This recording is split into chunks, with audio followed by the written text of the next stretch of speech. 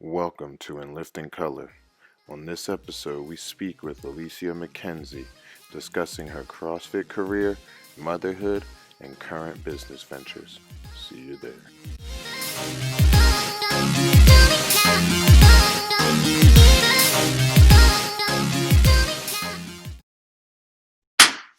Hi, welcome to another episode of In Lifting Color. Woo-hoo!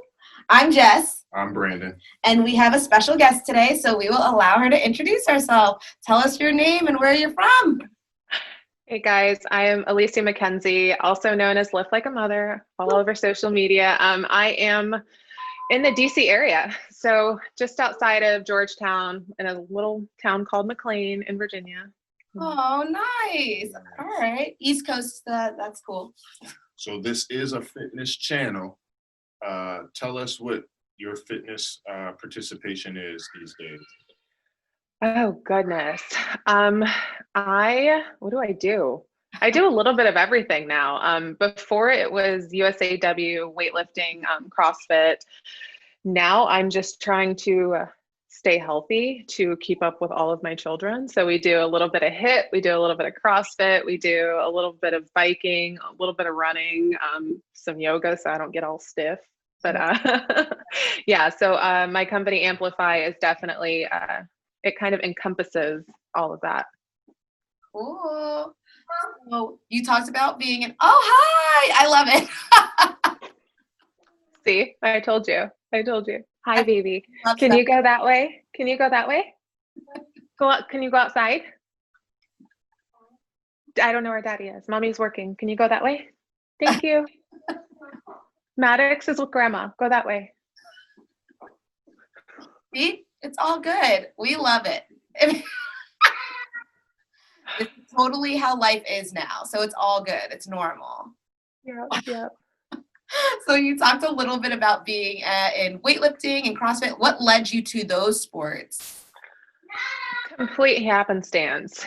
I found CrossFit in 2008. So before it was cool, before Reebok was involved, it was still very grassroots and grungy. And I don't know. I loved it, which it's really strange because I was a dancer and a runner. So like I did ballet and I did jazz and lyrical. So like the fact that I was so drawn to CrossFit is just, it never made any sense to any of my coaches or anything like that. But it was the challenge and the movement and the beauty of the lifts. It's just, I loved it so much. And then when I found out I was good at it, I was like, oh, okay, I can throw 200 pounds over my head. I got this. Like, it was so much fun. And I would say from 2009 to 2016, I was just like deep in it. And I loved every minute of it.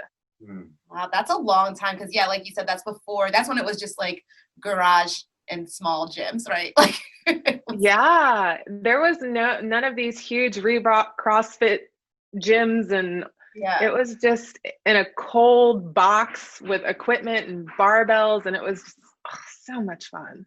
Yeah. And then you made it to the competitive level, correct? Yeah. So I did my first regionals in 2010 in Ohio in the middle of a field. And I pulled my first 300-pound deadlift there. And it was amazing, but it was a little dirty, but it's okay. And then I think like 2011, 2012, I qualified, but I was pregnant, so I didn't compete. Wait, did you qualify while pregnant? I did. So I didn't find out I was pregnant yet, or like I didn't know I was pregnant yet. Yeah. Wow. Yeah. So then I gave birth in 2012, took that year off, and then 2014, 15, 16, all qualified for regionals. Wow. And what region were you in DC then? Yeah, Mid-Atlantic. Okay. Oh, yeah. We know about that. Not me, but somebody knows about that region. That's awesome. Well, since you have so many years in CrossFit, you're talking 08 to 16 of being in it heavy.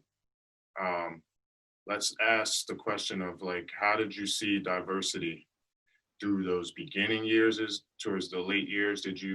Were you one of those people at first who were like, at that time, like say when you first started, it clearly wasn't a thing of there was people that looked like you. So did you ever have a mindset of trying to draw people in that look like you? When I first started, there wasn't Mm-hmm.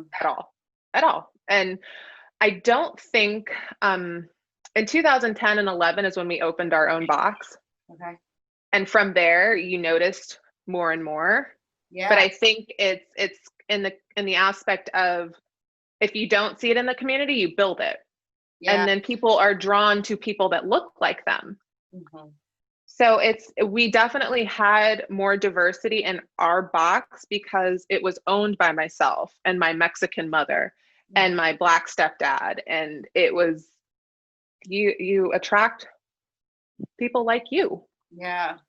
So I think that is kind of why I was so oblivious to the fact that CrossFit was not diverse. Mm-hmm.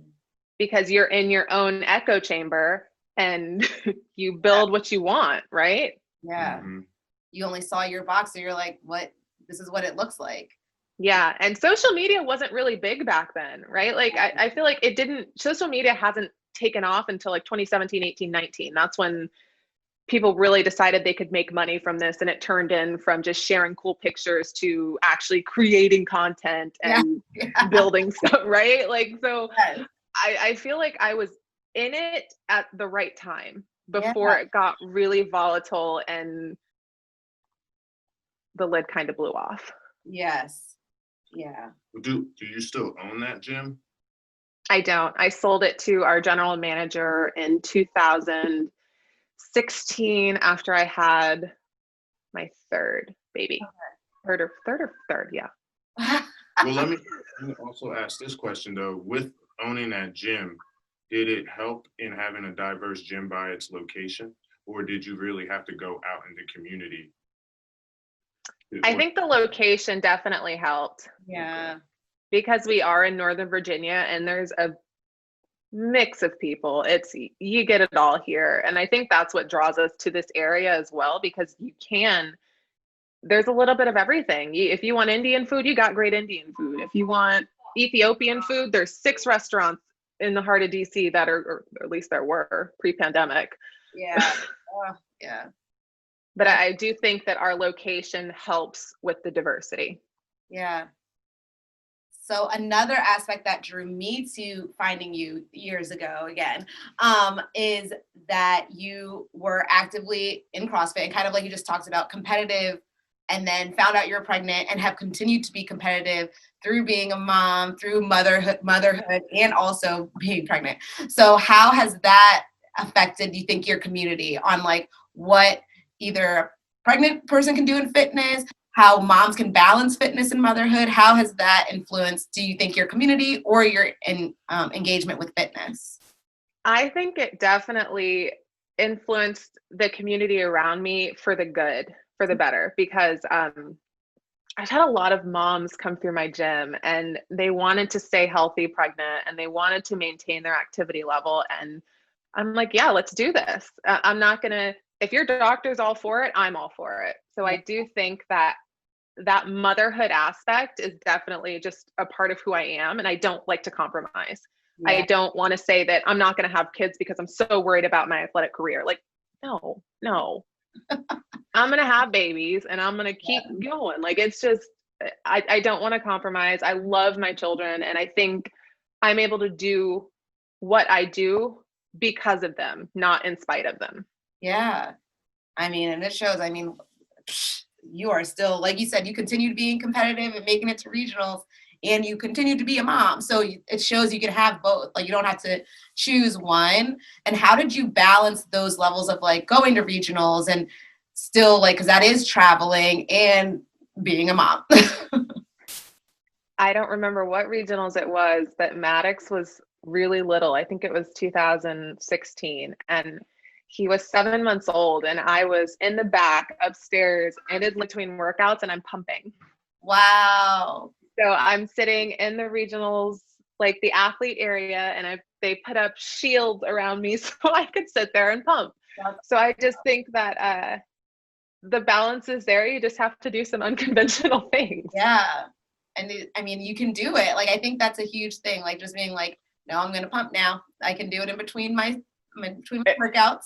Everything's fine. I'm going to pump just like was it at a time full time for you? Because I mean, moms do it all the time. They pump at their breaks. They pump at work. That was work.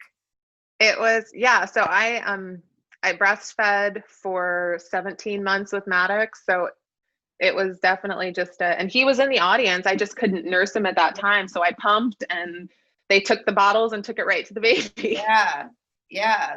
So, but it's a village. Like, I had my mom there. I had family friends there. It's definitely, it takes a village, and I don't do any of this on my own. Like, it's definitely, it's not just me. I couldn't do any of this on my own. I just think you have to build that support system and kind of design your life the way you want. Yeah. Has there been any moments or feedback that your fitness journey and doing those competitive level CrossFit competitions or weightlifting competitions, the inspiration has shown from your kids? Is that how I should say it? Or like your kids has shown that they're inspired by you through everything you're doing while they're young or as they're growing up?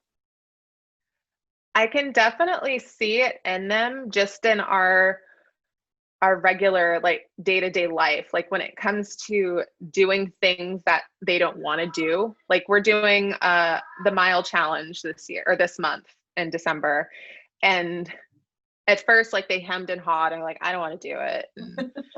But now it's like, okay, we're going to do this. And they have their little checklist, and my daughter's like, all right, I'm going to go walk my mile. I'll be back. So it's definitely just the habits. Like, they see that you're not always going to want to do something, and it's not always going to be fun, but you set a goal and you say you do what you say you're going to do.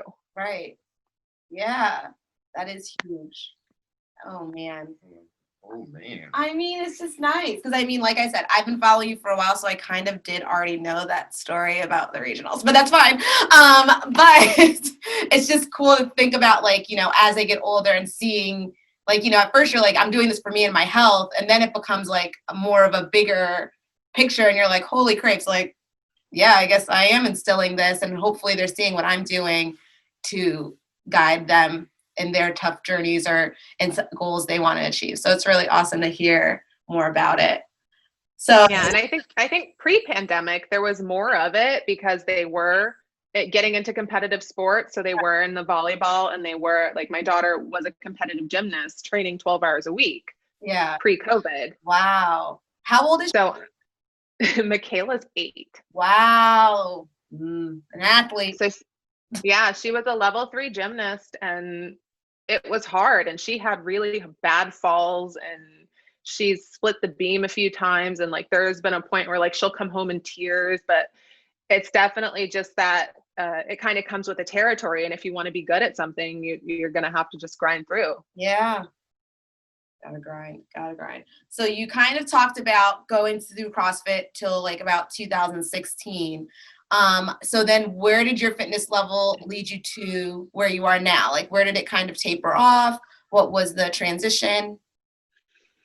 I have transitioned from training 5 to 6 hours a day in 2016 to maybe 45 minutes a day. Yeah. So, I mean, I think it's more just solely for the health benefits and for the mental wellness aspect, just because I feel like I have to move. Mm-hmm. A sedentary lifestyle just doesn't fit well with me. Yeah. So it's, but I still love the movement. So like, I'll still do cleans and I'll still do snatches. And in my mind, I'm like, oh yeah, I could still lift 100 and X amount weight, but I'm not going to today because I don't want to. But in reality, my ass is getting old, and snatching 145 pounds over my head is just not going to happen. So 145 pounds, my shoulders. Wow. Yeah. And, yeah. We were looking at old training videos, I want to say last week, and I did like, I think it was 205 for a triple. I'm like, holy shit. Oh my Yes. God. A snatch. I'm like, that was a lot of weight. I can barely deadlift that now. That's a lot of weight. Mhm. That's a lot of weight. Holy crap. That's a lot. Yeah. And then you just kind of were like, was it more so you wanted more time back in your day? Or was it just like, you know what, I just don't feel like doing that much training in a day? Like, how did that come? Or was it gradual? Or one day you were like, I'm just doing 45 minutes for the rest of my life? I think it was, we're not sure or I wasn't really sure if I wanted to compete anymore, but it was definitely like a gradual taper. It was more like, we're going to go for like a couple hours, and then it just slowly kept dwindling down. And like, you just lose that fire to train that hard, because it's a trade-off, right? You're trading your time away from your kids and away from your family and out in a cold gym all by yourself. And I didn't see a benefit to it anymore. And I found more joy in coaching other people and helping other people live a healthier lifestyle. So I think that's kind of where the transition went. And it took me a couple years to kind of get to that point where like, okay, I'm okay with saying that I'm never going to compete again. Yeah. And I see some videos online. I see Kiana Welsh snatching and cleaning in her garage, and we're about the same age, and we're about the same weight class, and I'm like, damn it. She can do it, so can I. But I'm like, no, stop, you're fine.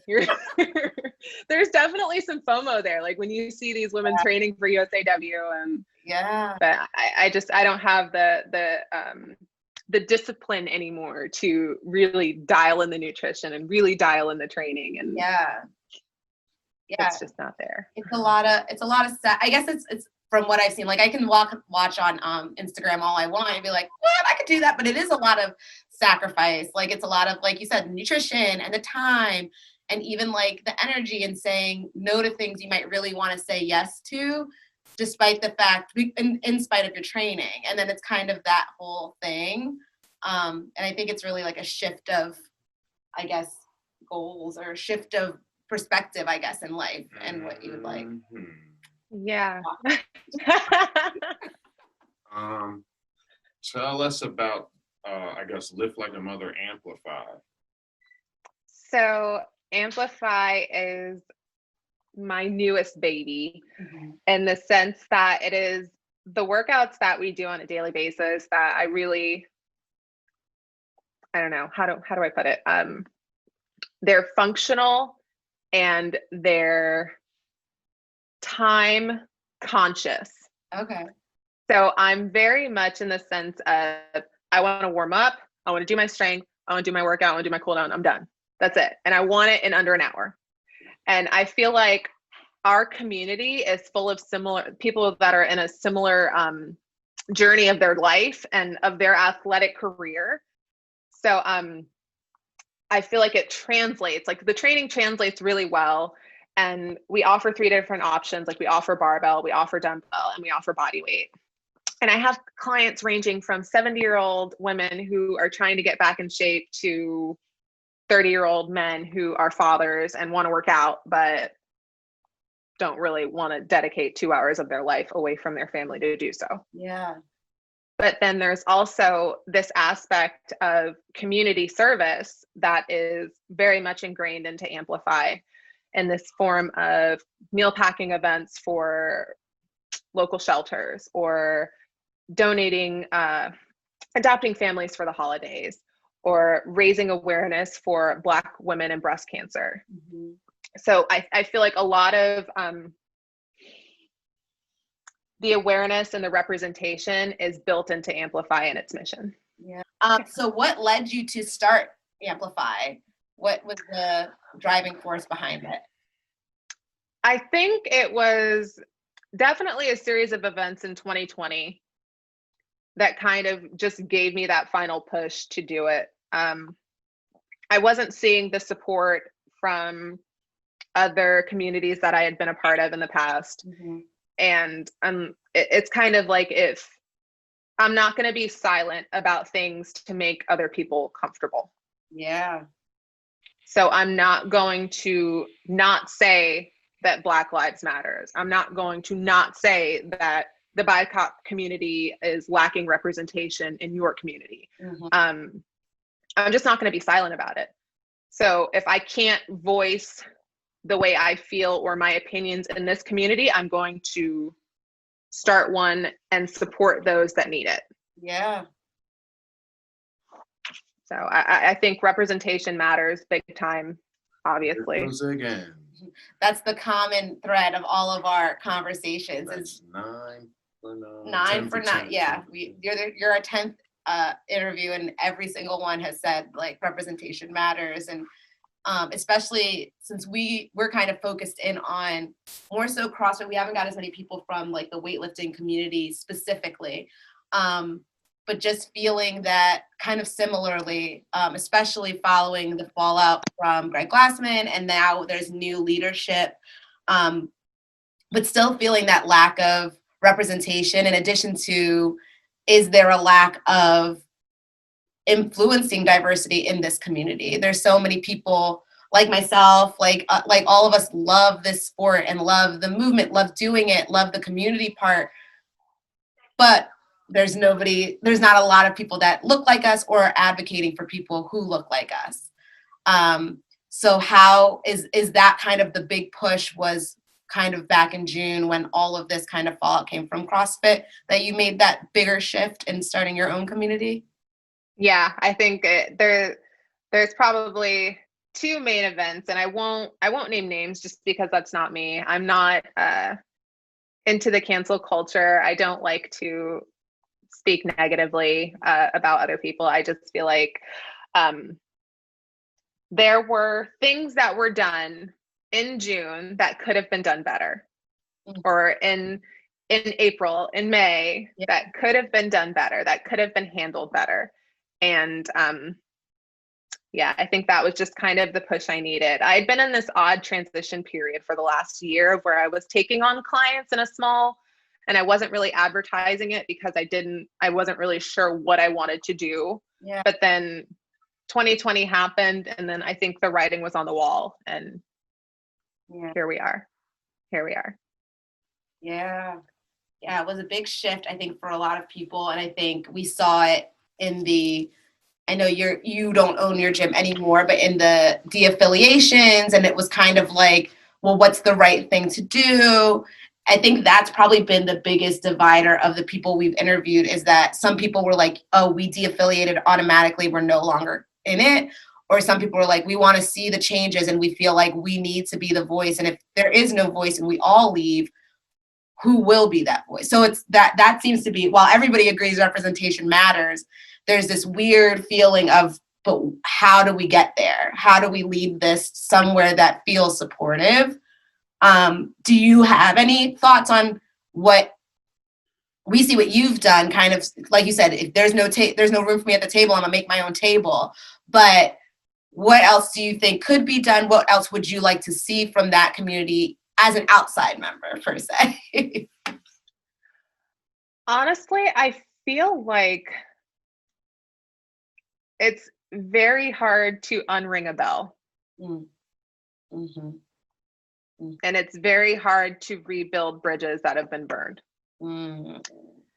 So the current CEO of CrossFit has a lot of work ahead.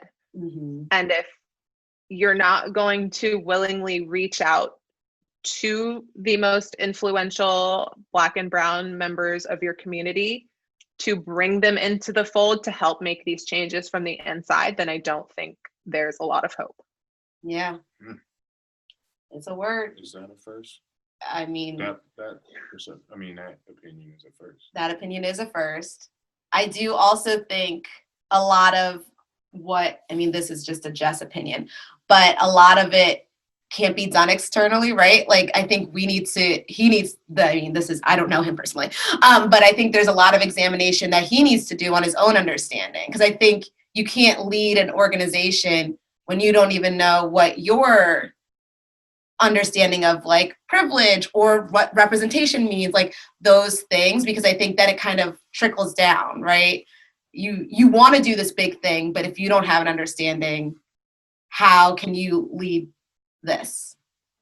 Yeah, I mean, there are other entities out there. Look at NC Fit, Right. and how they've kind of handled things. Mm-hmm. So I just want to say that there are options. I think having the CrossFit name behind you now does not mean as much as it used to. Yeah. Yeah. Right. Because it's been shown that you can do it without it. Yep. It's been shown a long time ago, though. Like, I feel like a lot of gyms, all you needed was like 2, maybe 3 years just to get your foot in the door, and then you could have pulled that name immediately, because now they're there for you. They're not there for CrossFit. They're there for you doing CrossFit. Mm-hmm.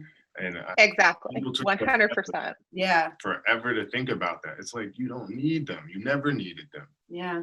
You never needed them in the first place. You could have just posed as CrossFit name and just been doing the same stuff the whole time. Like, that's all you had to do. But anyway. That's a great opinion. Can I ask this question though? I mean, I know you sold your gym. Are you still connected to that gym? And if you are still connected, like with the ownership and stuff, were you waiting to see what kind of decisions they would make, or did you just didn't care anyway? I was still going to the gym 2017, 2018, but I think my life kind of took over. Mm-hmm. And from that point, I was just working out. I have a solid home gym with basically anything I could ever need except for a climbing rope, and I hated climbing rope anyways. So we're fine without it. Yeah, I'm still good friends with the owners, and they've made decisions that I fully support. Okay. So I think there's zero animosity there. I just don't go because I don't want to drive, and why drive when it's here? Exactly. Nobody wants to tackle DC traffic if you don't have to. If you don't have to. Right? No. Yeah, but they've definitely and they have gone the route of NC Fit, and their mission, like, I fully support it, and they're about one of the most inclusive couples I have ever met. So yeah, I 100% support my old gym. Yeah. I just don't. I think circumstances got in the way of me going. Yeah. How about, so competitively and diversity, what kind of things would you want to see out of the competitive elite level of CrossFit that promotes more diversity? You know, CrossFit has done such a shitty job of supporting their Black and brown athletes. That sounds like a consensus we've heard a lot. Yes. They really have. And even in the earlier days, there weren't a lot of people that looked like me. There weren't a lot of people that looked like Akinwale. And yeah, they did a shitty job. They did more pushing of the half naked people climbing rope and doing their thing, and like, that's not me. That wasn't a step I was willing to take to get that notoriety or that attention. And I felt like I shouldn't have had to. I'm not going to degrade myself or do anything to almost embarrass myself or my children. Right. Yeah. And I think that CrossFit gave the scandal more attention than they gave the true athlete. Right? Like the scandalous, yeah, all that good stuff. That wasn't me. And I think I definitely kind of shied away from it, and maybe to my detriment, because I never got those huge sponsorships. Like, there were small ones here and there, but yeah, they did a terrible job at supporting those actual athletes that were trying to be athletic and not just show their ass. Yeah. I mean, you think about Akinwale. I think somebody had brought up a few episodes ago, Alex Nettie, and how he was super athletic, so much skill, but like, did he have that look, right? Was he wearing the Reeboks? Was he was pretty unorthodox in his look, because unorthodox to the CrossFit standard, right? But his athleticism and skill was undeniable, and his strength still, like, he's still in the garage, like you said, but he's still showing us out, like, you know. What about behind the scenes, like at regionals, and you're up in the athlete area? And I mean, I've been there too, in the same region as you. And I mean, besides the people, because I went as a team member, besides the people I was with, I never really felt included, really. I mean, is that how you felt at all? Like, did you feel like you were just there on your own, and like the clicks were the clicks, and you know, there's the high level clicks, the mid level clicks, and then there's us over here because we don't look like them clicks? I think that I made my own community. Okay. I'm very much a You were a mom at most of the time too, or not most of the time, but some of the time. So that makes it a different mindset as well. So I think the whole time I competed, I was a mom. But I'm also kind of just in your face. Like, I'm not going to be ignored. Yeah, right. So like I would like Chris Smith, owner of Trident, like he was one of the head judges at all of these CrossFit events, sanctioned events, and Chris and I love Chris. Yeah, he's amazing. Him and Andrea, they're amazing. But I feel like I'm just a very in your face person.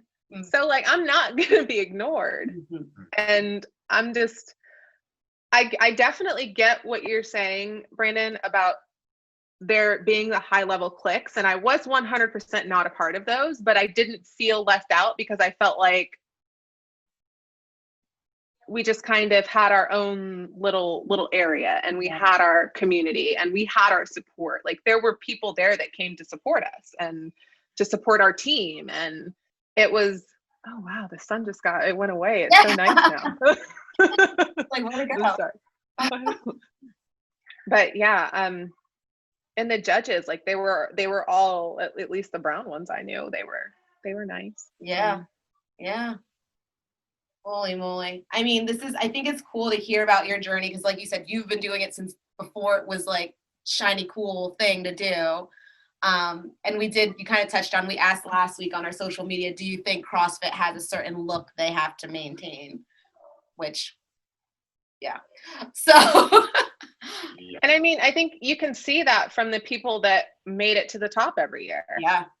And I don't think it was a coincidence that Camille won when she did, based on how the workouts were programmed that year. I mean, the people that are making the workouts are programming them for who they want to win. We shouldn't get into that. Brandon has that. I know. I almost want to smack myself for saying that. No, I think it's true. I mean, I think you even look at like where people are coming from and like what, yeah. It's twofold for me. I feel like some stuff is set up, maybe, but also it's like, I know what it's like, right? People shouldn't win all the time in this type of sport. Like there's no possible way that certain people win all. I mean, it's happening, but to me, knowing what I've been through, like I've been beaten, but then that person that beat me, I came back and beat them too. Like there should be a seesaw effect, not so much of a dominant. I don't know, but I mean, maybe that sounds like a bitter response, but I'm just voicing an opinion of what I see. It's like, just doesn't make sense sometimes. And I think it's very hard to judge a sport based on somebody's opinion. Right. There's no, I could think that this was a good lift. Right. Somebody could think that it wasn't. And on any given day, either one of us could be right. So I think that that also comes down to the sport of CrossFit. It is very, your opinion of good reps, it's all relative. Right. Yeah. Interesting. I'm funny like that. I'm always like, if you did the work, it's good. Yeah. But this is after he gets a no rep usually. No, it's just kidding. This has been so good. We end our interviews with like some fun questions. We like to call it this, that, or other, where we ask opinions. Totally fun, no wrong answer, but we won't judge you out loud. So our first one of this, that, or other, you're going to choose which one, or you can choose another that is in the air somewhere. Let's try not to say other at the end. I'll try not to say other because you know that it's an option. Martin or Fresh Prince? Fresh Prince. Okay. Coming up. No judging. Someone also said that they're very different shows. So I was like, I guess, but you know them. Coming off the Thanksgiving train. All right. Yams or mashed potatoes? Other. What's your other? I would other that too. Stuffing. Oh, do you call it stuffing all the time? Somebody called it dressing recently, and I was like, what's that? That's not, no, what? Listen, someone was like dressing, and I was like, stuffing. I've heard of dressing. It's stuffing. Okay. Stuffing. All right. And our last one is music based. New Edition Candy Girl or Soul for Real Candy Rain? Oh, why you gotta do that to me? I love them both. Oh, I'm jamming in my head. Candy Rain. Candy Rain. I mean, that would be my choice too. I like them both, but like you said, yeah, it's a good choice. Well, this has been lovely. Thank you so, so much. We're so glad. I'm very, very fangirling over here. Glad I got to talk to you. And follow Amplify. They're doing some amazing things. And thank you so much. Do you have anything else you want to plug besides Amplify? No, this has been awesome. You're bringing me back to all of my memories, and I feel like I want to go like lift and do some old CrossFit girl workouts. I mean, you're but not really because they're gonna hurt. Well, so. You're gonna snatch 240 right now, so enjoy. Totally. Thank you so much again. It was so nice talking to you. You too. Thanks, guys. Thanks. All right. See ya. All right. Bye. You got the hookup now. Thanks for tuning in. Lift and love all day, every day. Like and subscribe.